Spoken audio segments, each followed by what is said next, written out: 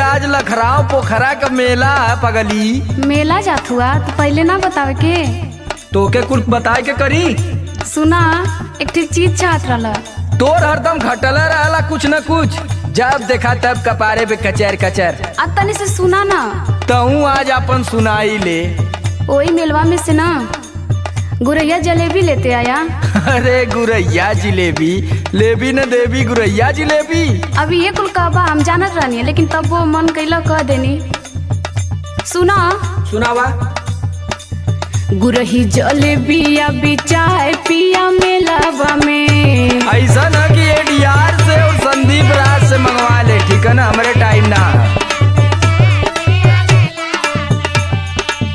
ले आई हगर में छनात होई तेलावा में, ले आई हगर में छनात होई तेलावा में। गुरही जलेबी अभी चाय पिया मेलावा में।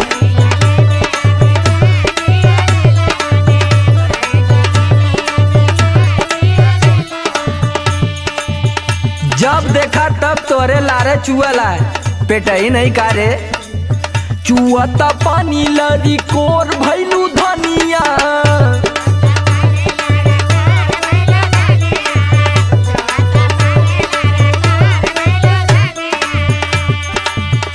और नान होवे के चाटत चटोर भैलू धनिया, चटोर भैलू धनिया।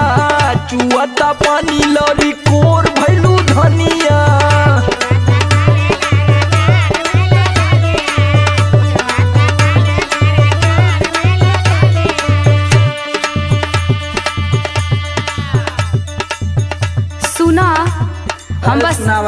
हम बस अपने खातिर थोड़ो मांगतानी कि इतना बहुत तेज फुदकत बड़ा।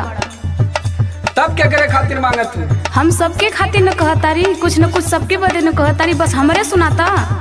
सबका ठिका ले ले तू। अरे काहे न, परिवार चलावे के बाद तो ठिका लेवे के पड़ी न। सुना सुनावा।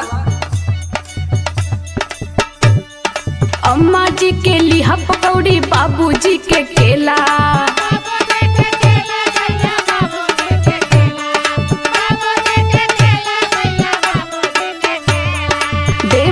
के छेना बर्फी, ननदो जी के पेड़ा। अरे तो सबका ठीका मैं ले लेगा। जाए के हैप्पी से और विक्की यादव से पूछा। जब बचौले रही हा भीड़िया के रेलावा में, भीड़िया के रेलावा में।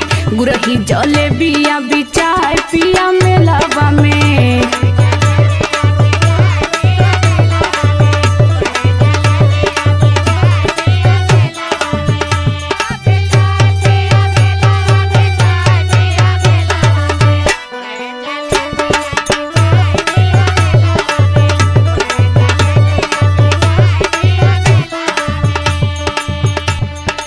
अच्छा ये बतावा कि अब इन कलियां गए ललू बाजारे न।